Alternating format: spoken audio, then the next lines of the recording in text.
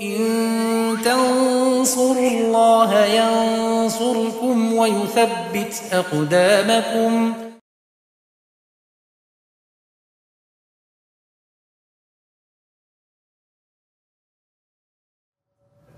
Assalamualaikum warahmatullahi wabarakatuh.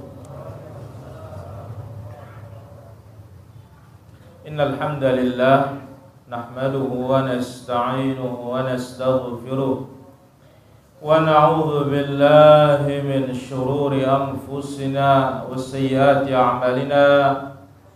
May yahdihillahu fala mudilla lahu wa may yudlil fala hadiya lahu. Ashhadu an la ilaha illallah wahdahu la syarika lah wa ashhadu anna nabiyyana Muhammadan abduhu wa rasuluh sallallahu alaihi wa ala alihi wa sahbihi wa sallama tasliman katsira ila yaumil qiyamati, amma ba'd. Fa inna ahsanal kalam kalamullah wa khairal huda hudal Mustafa Muhammadin sallallahu alaihi wasallam wa syarrul umuri muhdatsatuha wa kullu muhdatsatin bid'ah wa kullu bid'atin dhalalah wa kullu dhalalatin finnar. Ma'asyiral muslimin wal muslimat, al hadirun wal hadirat, demikian juga para pemirsa yang dimuliakan dan dirahmati oleh Allah Tabaraka wa Ta'ala. Pertama-tama marilah kita saling mengingatkan untuk terus bertakwa kepada Allah Azza wa Jalla. Di kesempatan yang mulia ini Allah masih memberikan kita taufik untuk belajar. Sebelum Allah Azza wa Jalla angkat ilmu, sebelum Allah Azza wa Jalla matikan para ulama, karena ilmu ini adalah simamul aman. Dia adalah tali pengaman kita untuk jatuh ke dalam penyimpangan, dosa dan maksiat. Maka Allah mensifati para ulama, innama yakhshallah min ibadihi al-ulama. Sesungguhnya yang takut kepada Allah Azza wa Jalla hamba-hambanya yang alim. Salam dan salam bagi Rasul kita yang mulia, Nabi kita Nabi Muhammad sallallahu alaihi wa ala alihi wa sahbihi ajma'in. Hadirin yang dirahmati Allah Tabaraka wa Ta'ala, malam ini Allah Azza wa Jalla berikan kita taufik kembali di dalam Idahu al-Mahajjah fi bayani sabilis salafis salih fi talaqqil ilm wa fahmihi wal amali bihi wad da'wati ilaih. Dan kita sudah ambil poin pertama dalam jima' abwabil ilm wal ulama, bagaimana posisi dan kedudukan ilmu dan keutamaan para ulama. Pada kesempatan malam yang mulia ini akan kita ambil bab zahabul ulama, zahabul ilmi wad din. Hilangnya para ulama, maka ini pertanda hilangnya ilmu dan hilangnya agama.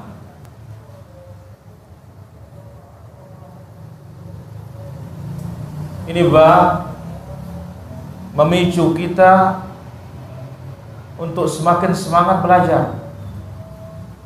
Sebelum ulama-ulama kita dicabut oleh Allah Azza wa Jalla, bahkan ada satu masa dinamakan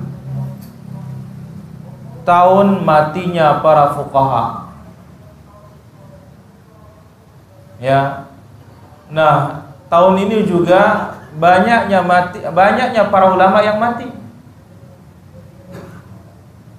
Mulai dari yang di Kuwait, Syekh Falah Mendakar. Kemudian ya Syekh Ali bin Hasan. Kemudian Syekh Syahal di Lebanon. kemudian di Saudi dalam waktu yang berdekatan. Tahun 2000-an ya, 1420, kita lihat bagaimana mati Syekh Abdul Aziz bin Baz. Tidak lama mati Syekh Muhammad Nasiruddin Al-Albani. Tidak lama mati pula Syekh Muhammad bin Saleh Al-Utsaimin.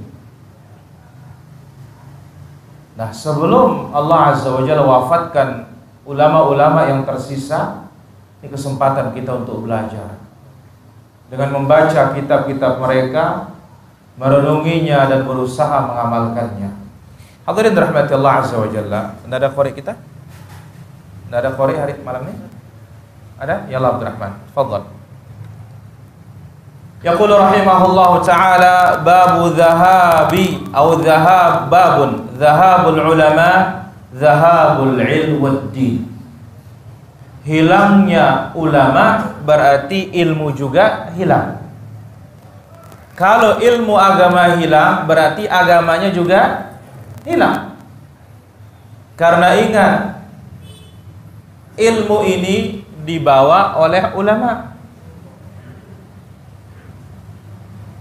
Allah Azza wa Jalla tidak menurunkan Islam saja, tetapi diturunkan pembawa Islam, atau disiapkan, diutus pembawa Islam. Siapa itu? Para Rasul. Maka Allah Azza wa Jalla menjelaskan tentang nabinya, wa nazzalna ilaika dzikra litubayyina linnas ma nuzzila ilaihim. Allah Azza wa Jalla katakan, wa nazzalna, kami turunkan kepadamu ya Muhammad, wa anzalna ilaika dzikra litubayyina linnas, kami turunkan kepadamu az-zikr, Al-Quran, litubayyina linnas ma uzzila ilaihim, agar engkau menjelaskan kepada manusia ini apa yang diturunkan kepada mereka. Dan nanti akan diterangkan insyaallah ta'ala. Jadi Allah turunkan agama, diterangkan oleh siapa? Rasul. Rasul meninggal dunia, diterangkan oleh siapa? Sahabat. Sahabat meninggal dunia, diterangkan oleh siapa? Tabi'in. Jadi ilmu kita ini nyambung kepada mereka. Baik. Apa dalil yang dibawakan oleh al-musannif hafizahullah ta'ala? Pertama, dalam surat Hud ayat 117. Apa kata Allah Azza wa Jalla? Wa ma kana rabbuka liyuhlikal qura bizulmin wa ahluha muslihun. Allah tabaraka wa ta'ala tidak membinasakan suatu negeri dengan kezaliman tanpa sebab. Wa ahluha muslihun, penduduknya mereka berbuat baik. Al-Hafidh Ibnu Katsir rahimahullah ta'ala menerangkan ayat ini. Apa kata beliau? Fahalla wajada minal qurunil madiyah baqaya min ahlil khair yanhauna amma kana yaqa bainahum minasy syururi wal munkarati wal fasadi fil ardh. Sekiranya ada dari generasi-generasi terdahulu, orang-orang terdahulu, orang-orang baik, mereka melarang manusia untuk jatuh dalam keburukan dan kemungkaran dan kerusakan di muka bumi ini. Maka siapa yang melarang manusia dari keburukan, kalau bukan orang berilmu. Jadi adanya para ulama ini adalah pengaman dunia ini tidak akan dihancurkan oleh Allah Subhanahu wa taala. Hilang ulama, dunia akan dihancurkan oleh Allah Subhanahu wa taala. Maka itu sebabnya disebutkan dalam Sahih Bukhari dan yang lainnya, mathalul waqi'u atau mathalul qa'imi ala hududillah wal waqi'i fihi. Perumpamaan orang yang berdiri di atas batasan-batasan Allah dengan orang yang jatuh di dalam larangan-larangan Allah, kamathali qaumin istahamu ala safinah, ibarat suatu kaum yang berlomba-lomba naik kapal laut. Ada yang dapat bagian atas, ada dapat bagian bawah. Ini kapal laut zaman dulu, belum canggih. Yang di bawah kalau mau minum melangkahi yang di atas naik. Maka mereka punya usul, bagaimana kalau kita lubangi saja kapal ini, kita langsung bisa minum. Nah, Nabi SAW mengatakan, lau tarakuhum ghariku jami'an. Kalau dibiarkan melubangi kapal itu, nanti kapalnya apa? Bocor kan? Tenggelam mereka semua. Tapi kalau dilarang, selamat mereka semua. Seperti inilah dia para ulama itu, para hadirin rahmatullah azza wa jalla. Baik. Jadi Allah tidak akan membinasakan suatu negeri selama ada orang yang muslih memperbaiki. Dan orang yang memperbaiki ini disifati oleh Nabi dalam hadis yang lain. Apa kata Nabi alaihi salatu wassalam? Bada'al Islamu ghariba. Awal Islam itu asing di tengah kaum musyrikin. Wa sayaudu ghariba, akan kembali asing di tengah kaum muslimin. Nah, orang menegakkan sunnah zaman sekarang asing apa tidak? Asing. Ya, asing sekali. Sholat jenazah di lapangan, apa? Asing sekali. Kalau sholat hari raya di lapangan sudah nggak asing sekarang.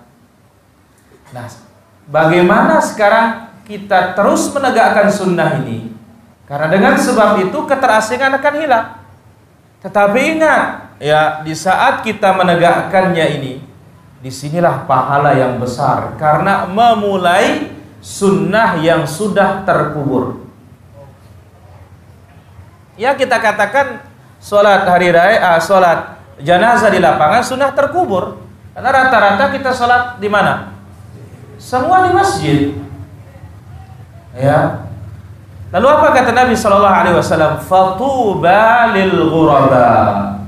Beruntunglah orang-orang yang asing itu. Salah satu sifatnya, unasun salihun fi unasin su. Orang-orang yang baik di tengah manusia yang buruk. Man ya'sihim akthar mimman yuti'uhum. Yang maksiat, yang menentang lebih banyak daripada yang menerima. Riwayat yang lain, siapa ghuraba itu? Alladzina yuslihuna ma afsadan nas. Orang-orang yang memperbaiki apa yang dirusak oleh manusia dari agama Allah Azza wa Jalla. Itulah dikatakan apa? Ghuraba. Baik. Jadi selama ada para ulama yang melarang keburukan, mencegah manusia dari kesyirikan, perkara-perkara bid'ah, maksiat, maka masih aman para jemaah. Masih aman. Tapi kalau sudah tidak ada, ini tanda bahaya sudah. Dalil yang kedua, hadis Abdullah bin Amr bin As dalam hadis yang muttafaqun alaih. Rasulullah sallallahu alaihi wasallam bersabda, Inna Allah la yaqbidul il intiza'an yantazi'uhu minal ibad. Allah tidak akan mencabut ilmu agama ini sekaligus dari dada-dada manusia. Jadi Allah tidak cabut ilmu Islam ini dengan kita lupa, enggak. Kenapa? Kitab Quran ada, tidak ada yang bisa merubah dia. Sahih Bukhari masih ada, ya. Tetapi sekarang kunci dari Al-Quran itu, kunci dari hadis itu dipegang oleh siapa? Mereka yang mensyarah. Walakin yaqbidul ilm biqabdil ulama. Cara Allah mencabut ilmu Islam, ilmu tauhid, ilmu sunnah ini diwafatkannya para ulama tauhid dan sunnah. Maka lihat kisah ketika wafatnya Zaid ibn Thabit. Apa kata Ibnu Abbas? Ibnu Abbas radhiyallahu anhu mengatakan, laqad dufina al-yawm ilmun katsir.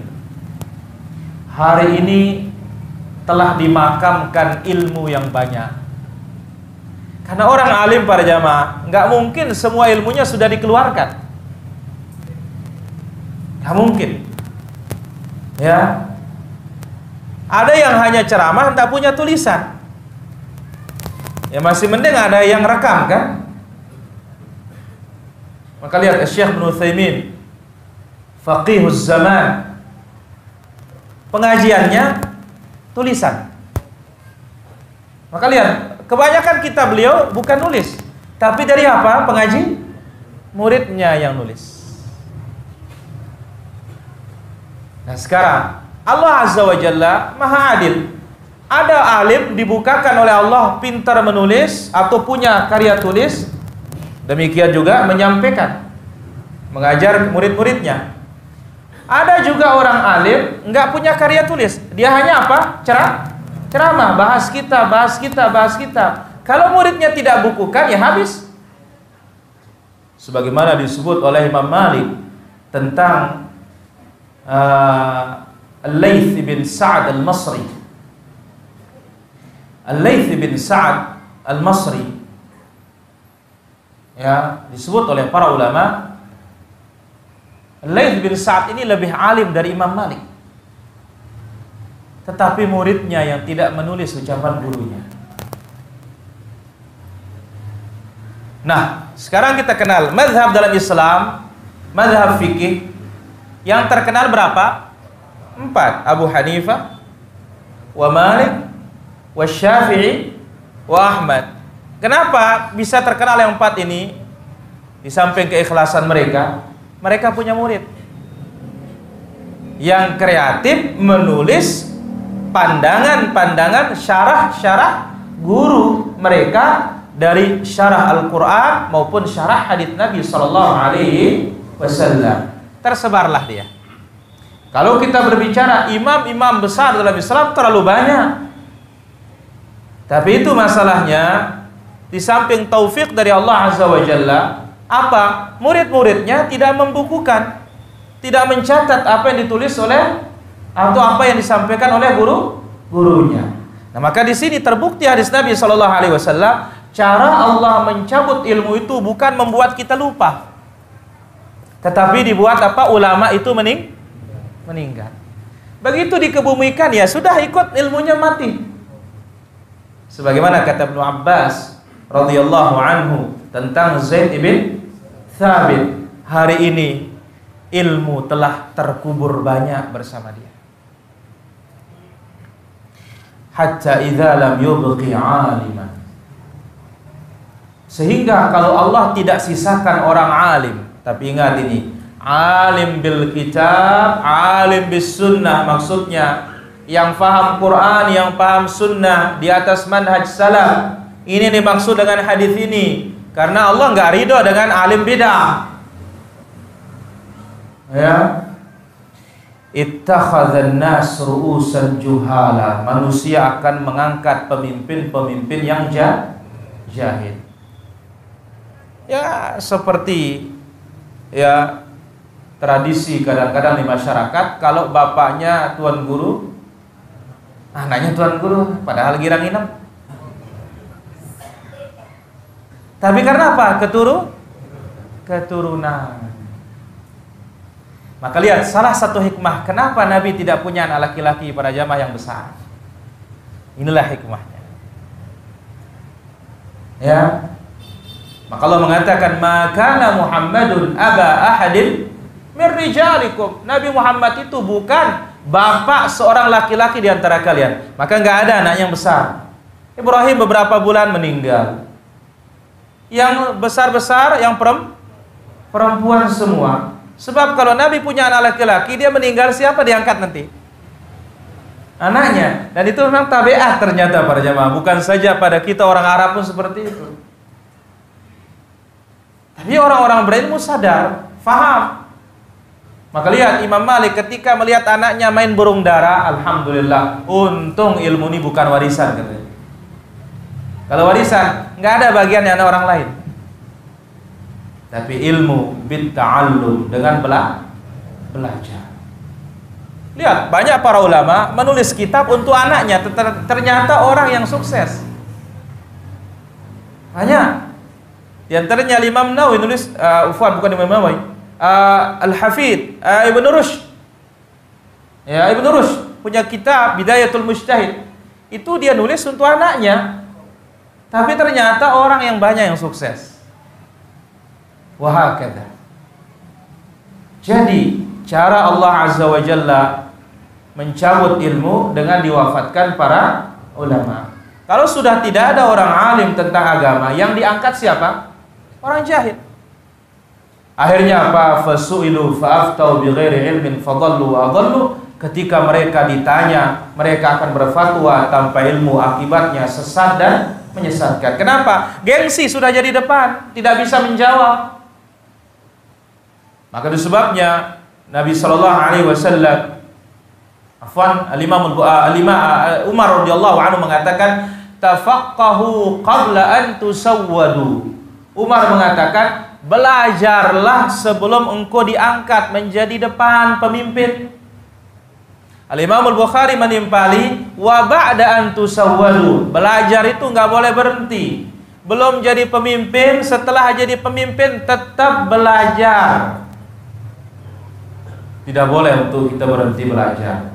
Bahkan orang yang paling butuh dan perlu belajar adalah orang-orang yang paling alim. Asyahid para hadirin rahmati Allah Azza wa Jalla. Ulama hilal, yang jadi depan orang jahil. Dan betapa banyaknya sekarang para jamaah, luar biasa. Ya, betapa banyaknya. Itu sebabnya umat semakin bingung. Kenapa? Ini ngomong A, ini ngomong B, semuanya katanya pakai dalil.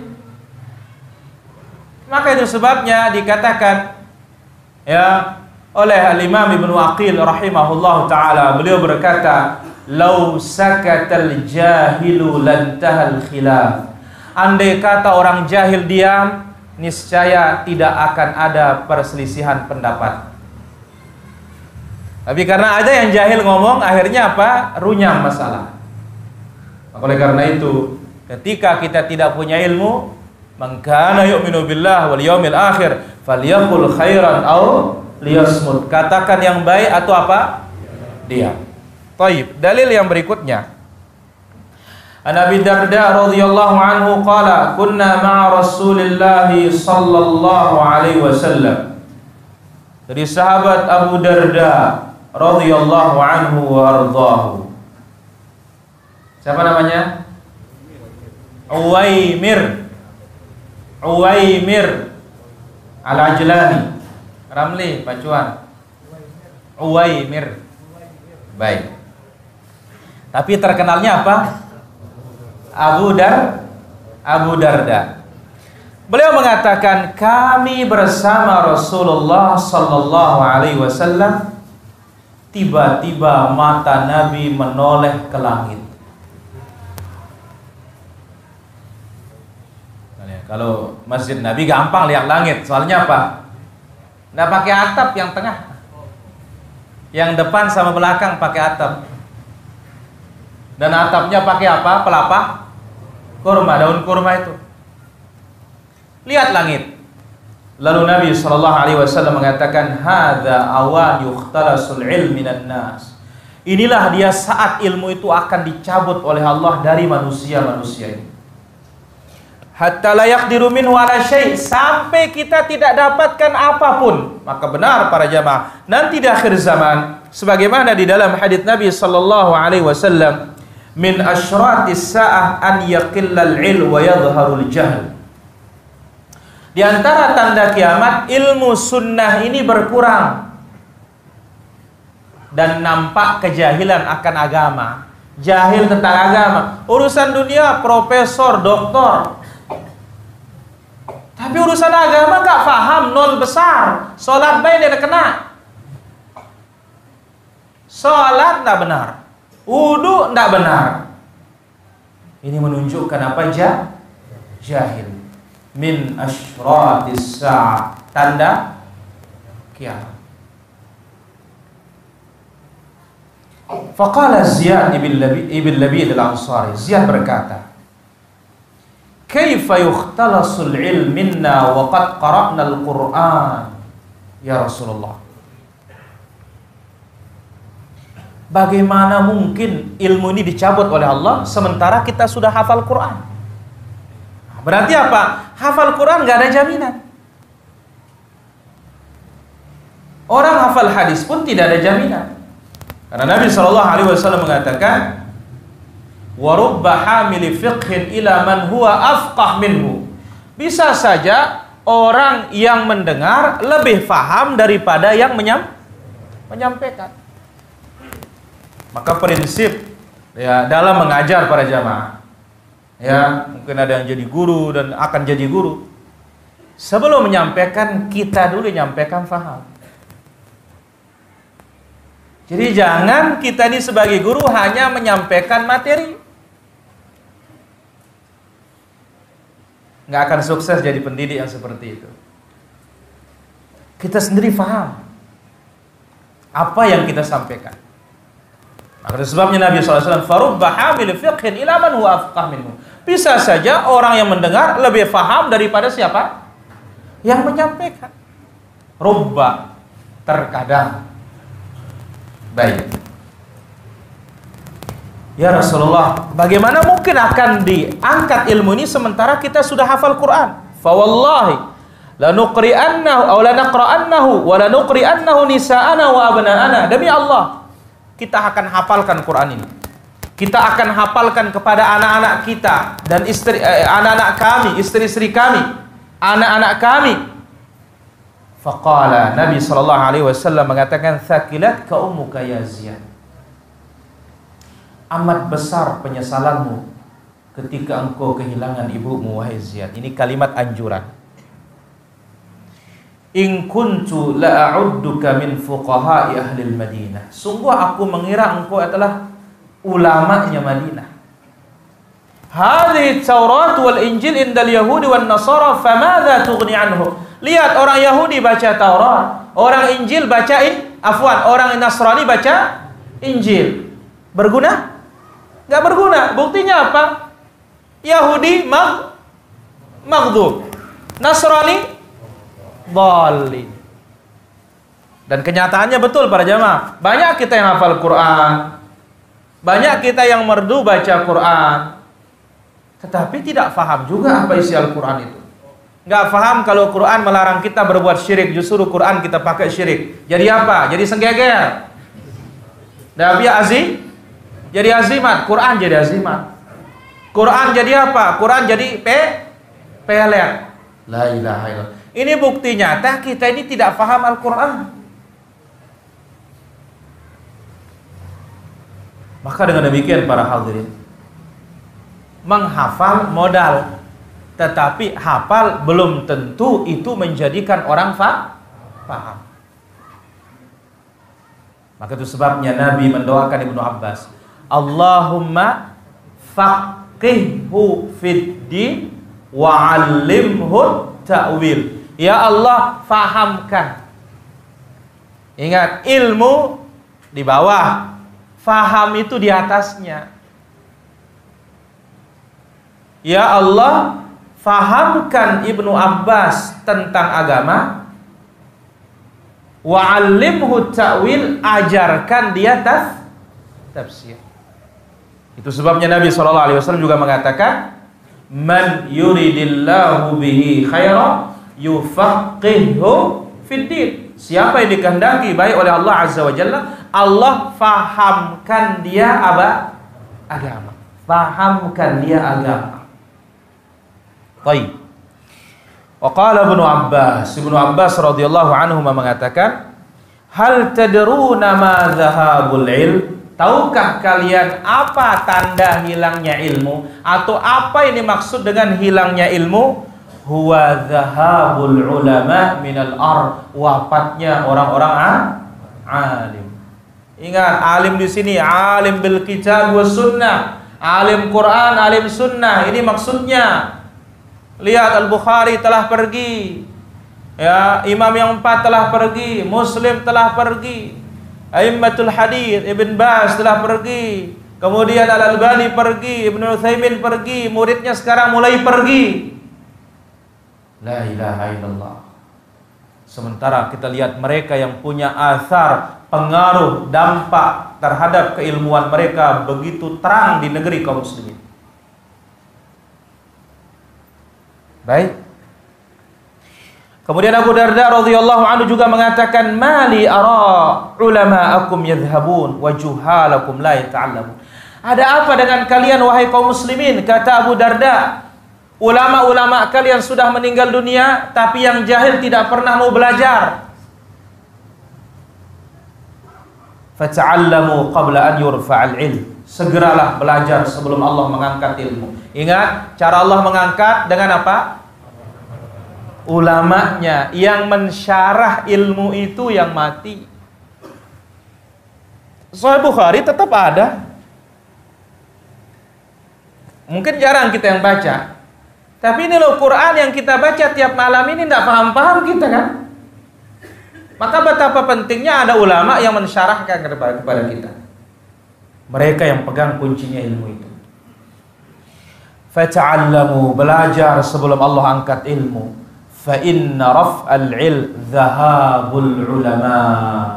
Tanda ilmu itu diangkat dengan diwafatkannya para ulama. Maka lihat para hadirin rahmatullah azza wa jalla, kesedihan yang terbesar dalam sejarah umat ini wafatnya Rasulullah SAW. Bagaimana tidak? Wahyu sudah tidak ada lagi. Di zaman Nabi masih hidup, ada masalah langsung turun wahyu seketika. Maka lihat waktu zaman Umar jadi khalifah, dia tidak kasih tokoh-tokoh muhajirin ansor ini untuk keluar dari Madinah. Diam kalian di Madinah. Ada yang aku bingungkan, aku gampang bertanya, kata beliau. Maka nggak boleh yang tua-tua keluar untuk menyebarkan Islam, untuk berjihad, nggak boleh. Diam di Madinah. Mudah aku tanya. Maka dewan mustasyarnya Umar adalah para ulama. Salah satunya siapa? Ibnu Abbas radhiyallahu anil jami'. Itu dia beberapa dalil tentang bab ini para hadirin. Akan kita dengar kesimpulan dan masail dari bab ini. Tafadhal Abdurrahman. Qala hafizahullah wa fihi masail. Apa faedah bisa diambil dari ayat, hadis, kemudian keterangan para sahabat tadi? Yang pertama, surat Hud ayat 117 menjelaskan kepada kita atharul ulama al-amilin. Dampak para ulama yang mengamalkan ilmu mereka fi daf'il adzabi anin nas, dalam menolak hukuman Allah bagi manusia ini. Maka itu sebabnya tadi kita katakan adanya ulama itu, mereka itu tali pengaman. Itu sebabnya Nabi SAW bersabda dalam haditsnya, an-nujumu amanatul lis-sama. Bintang itu tanda pengaman langit. Kalau bintang sudah tidak ada, maka tunggu kehancuran langit. Malam ini ada gerhana? Hah? Enggak?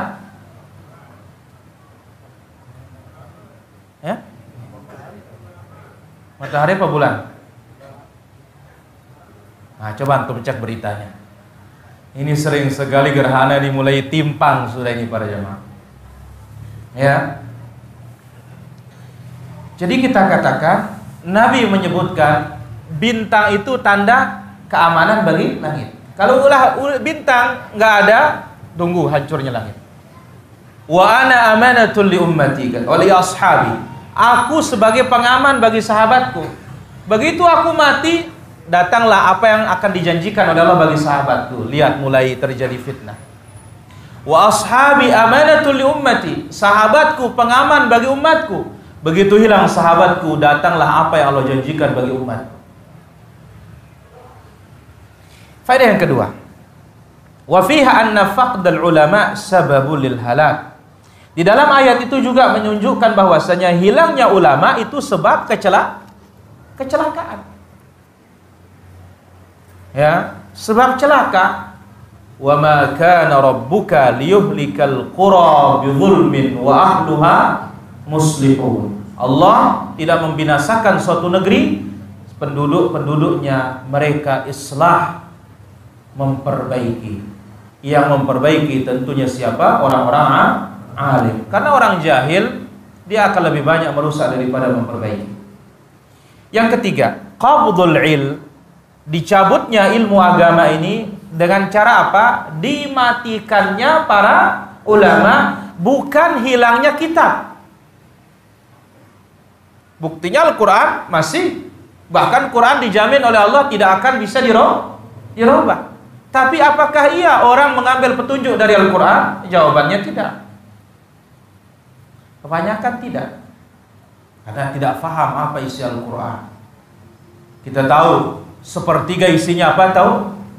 Tauhid. Sepertiga isinya apa? Hukum. Sepertiga isinya apa? Qissah.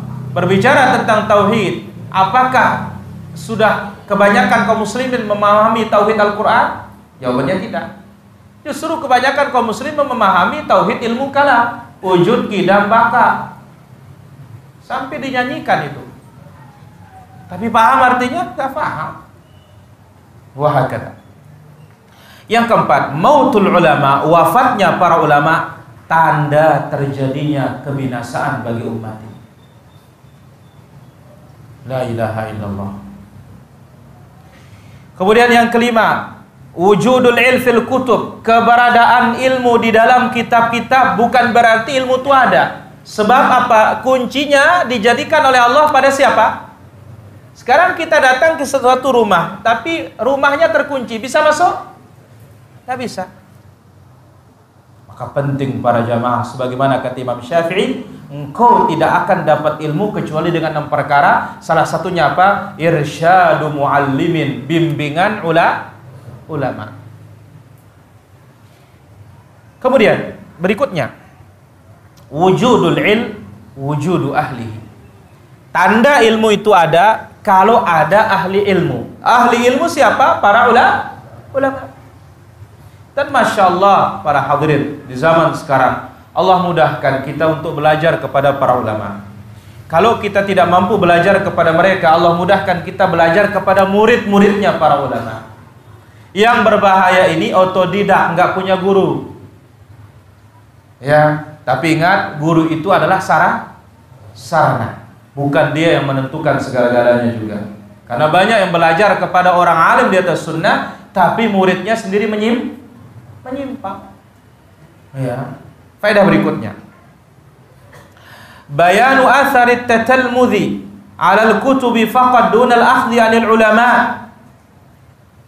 Riwayat-riwayat ini menjelaskan pengaruh belajar hanya dari kitab tanpa menimba ilmu dari lisannya para ulama maupun kepada orang-orang yang sudah duduk di hadapan para ulama. Apa itu? La yuhassilu ilman wala rusukhan. Tidak akan menghasilkan ilmu dan tidak akan menghasilkan kekokohan dalam ilmu. Tidak bisa kokoh. Kenapa? Karena ittila, manusia yang membaca sendiri, dia baca satu buku, dia butuh berapa lama untuk bisa menghabiskannya. Setelah menghabiskannya, berapa persen dia bisa ambil? Berbeda ketika duduk di kalangan di hadapan para ulama. Ya, satu kitab dia bisa ringkas dalam beberapa lembaran. Satu permasalahan, untuk bisa jawabannya kita temukan, mungkin kita baca satu kitab. Tapi kalau duduk di hadapan para ulama, tanya, langsung diberikan kita, ini jawabannya. Maka lihat, Allah siapkan para ulama yang benar-benar luar biasa. Bagaimana kisah Imam Al-Albani rahimahullah, kehilangan satu lembar, dia bisa membaca seluruh perpustakaan dan meringkasnya dalam 40 jilid. Hanya hilang satu lembar. Baik. Faedah berikutnya. Hajatul ummati ilal ulama. Perlunya umat ini terhadap siapa? Ulama yang membimbing mereka, lebih-lebih dalam masalah kontemporer. Maka oleh karena itu para hadirin rahmatullah azza wa jalla, kita sungguh berbahagia dengan zaman keterbukaan, mudahnya alat telekomunikasi, bisa mendengar fatwanya langsung para ulama, bisa bertanya kepada para ustaz, bisa duduk kepada orang-orang yang duduk di hadapan para ulama. Maka oleh karena itu dahulu dikatakan di antara orang yang tidak bisa diambil ilmunya yang tidak pernah keluar dari kampungnya. Kenapa? Berarti nggak pernah belajar. Allahu Akbar. Saya kira demikian apa bisa kita ambil pada kesempatan malam yang berbahagia ini para hadirin. Terus belajar dan berdoa kepada Allah, Allah karuniakan kita ilmu nafi' wal amal salih. Innahu waliyyu dzalik wal qadir alaih. Walhamdulillahi rabbil alamin. Alhamdulillah wassalatu wassalamu ala Rasulillah wa ala alihi wa sahbihi wa mawalah ma ba'd.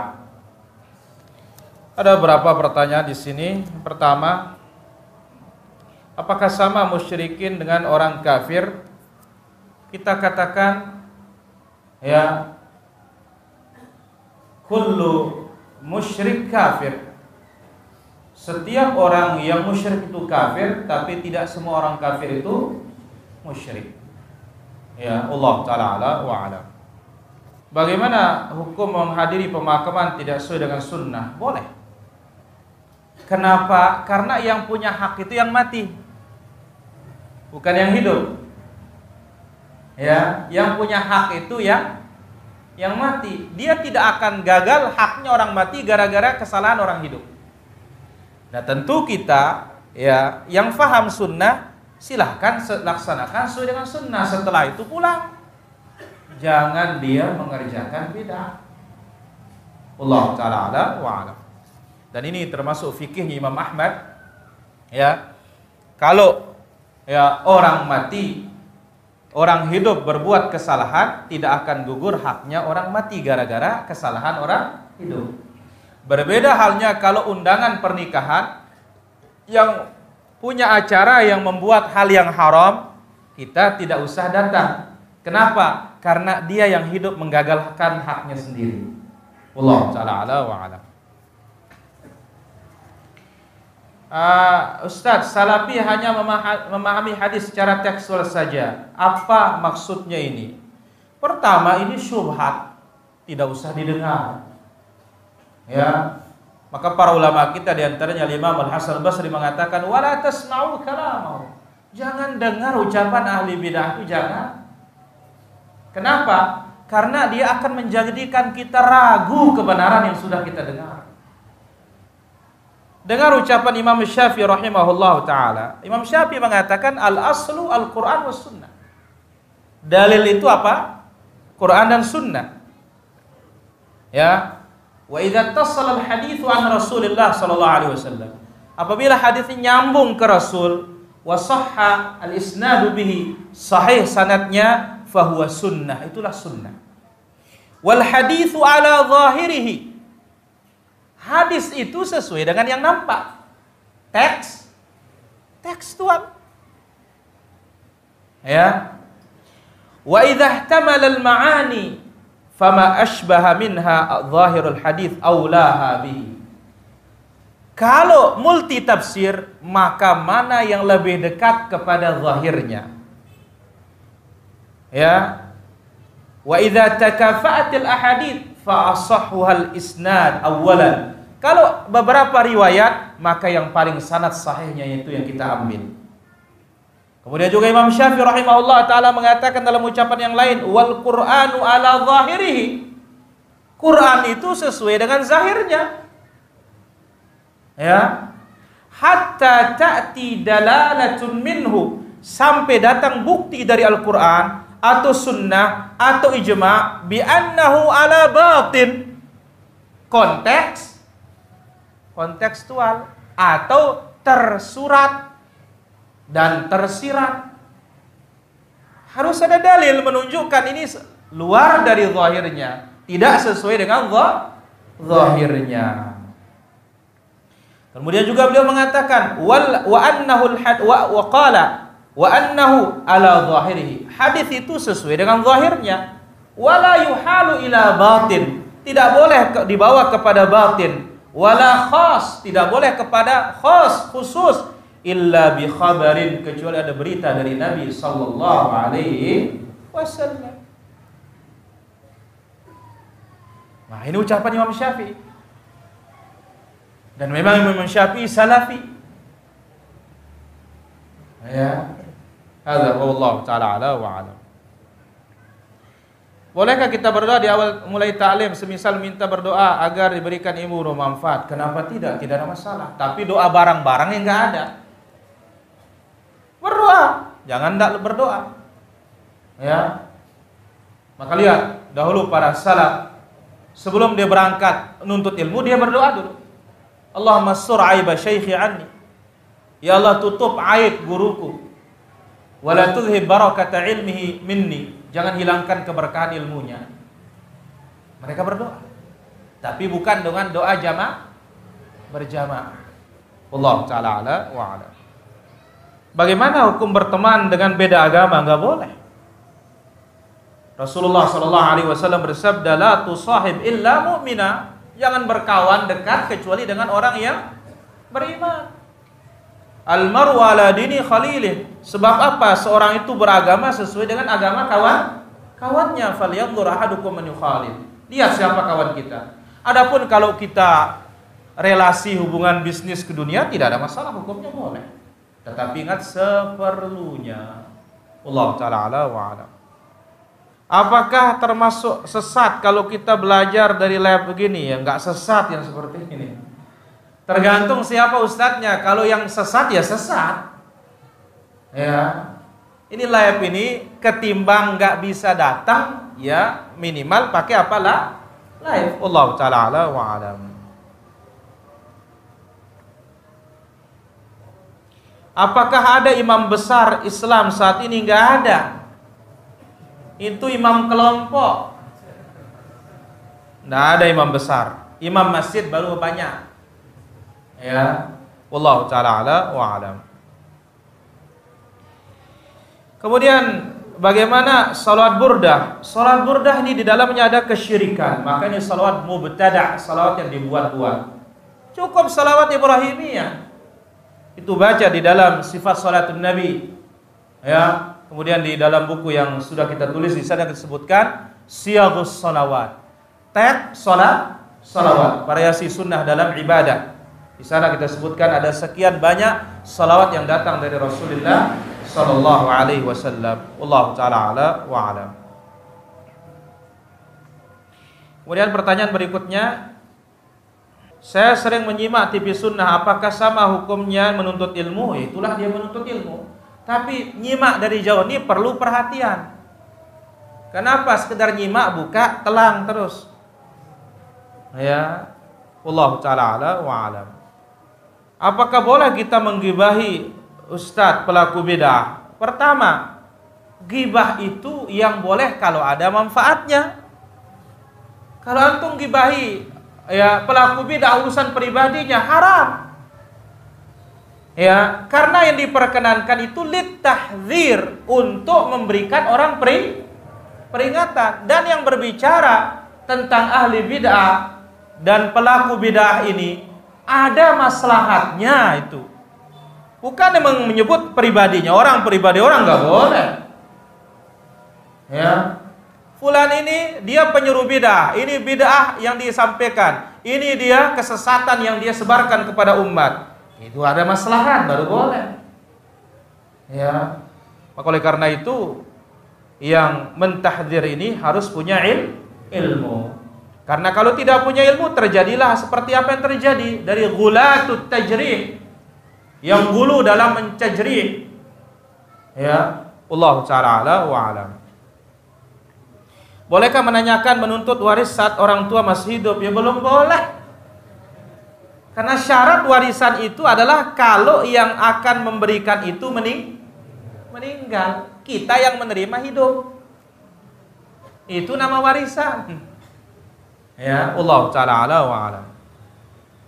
Bagaimana hukumnya orang tukang minta infak, mengambil sebagian uang amal tanpa sepengetahuan orang lain? Enggak boleh. Ya, Allah taala wa alam. Bagaimana hukum mengelola harta yang bukan hak?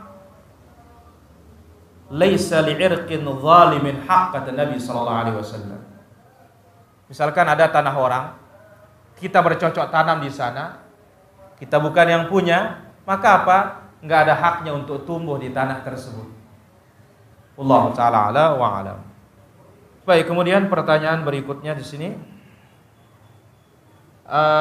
Disebutkan di sini menurut ahli bid'ah bahwa ghuraba itulah Islam berada di tengah orang-orang kafir. Mohon penjelasannya. Sudah kita katakan jangan dengar ahli bid'ah. Ya, antum yang bingung nanti. Yang disuruh kita mendengarnya siapa? Para ulama. Ya, Allah taala wa alam. Ya, halo. Silakan pertanyaannya. Assalamualaikum. Waalaikumsalam. Dari mana? Dari Lampung Timur, Pak Ustaz. Silakan.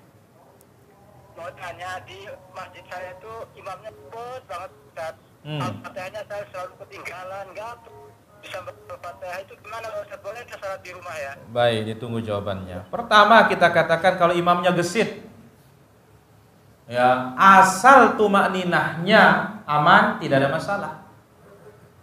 Ya, dia bacanya agak cepat, tidak ada masalah. Asal tumakninah. Lihat Nabi sallallahu alaihi wasallam. Waktu sholat sunnah fajar, apa kata Aisyah?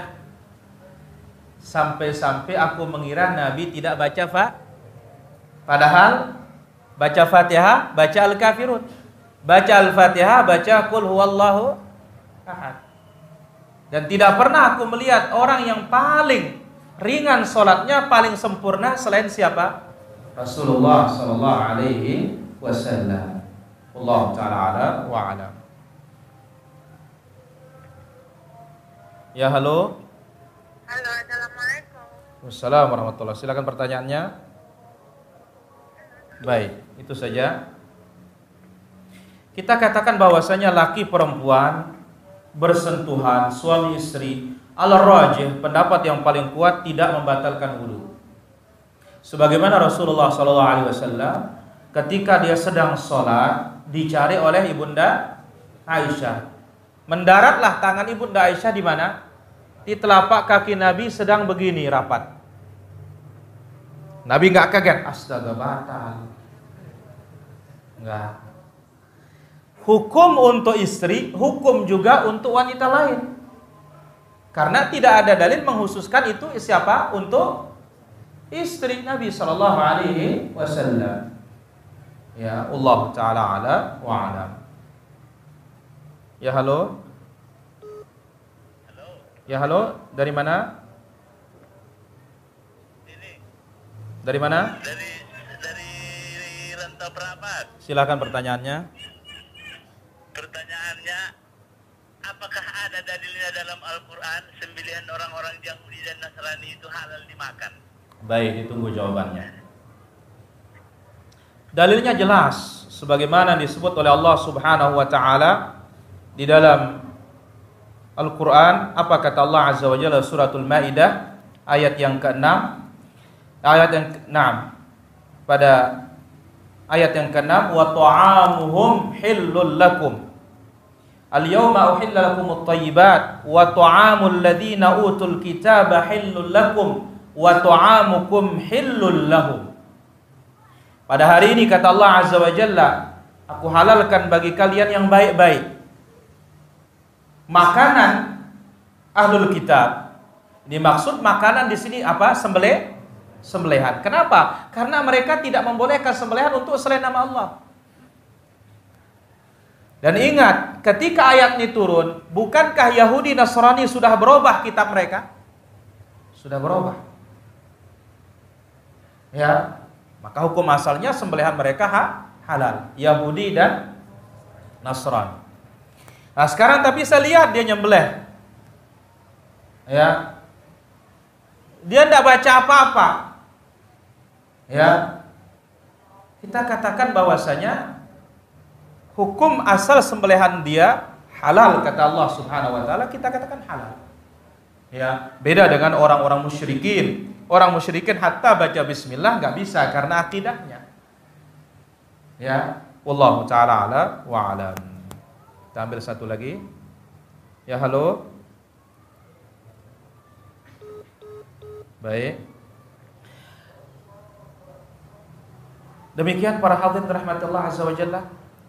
Apa yang bisa kita ambil pada kesempatan malam yang berbahagia dan mulia ini? Nanti lagi kita lanjutkan insyaallah taala malam Selasa depan. Adapun malam Kamis saya uzur kayaknya. Ya, malam Selasa depan insyaallah dalam kitab Al-Qaulul Mubin tentang kesalahan dalam pengurusan apa? Jenazah insyaallah.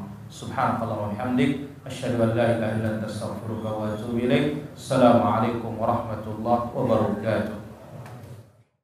إن تنصروا الله ينصركم ويثبت أقدامكم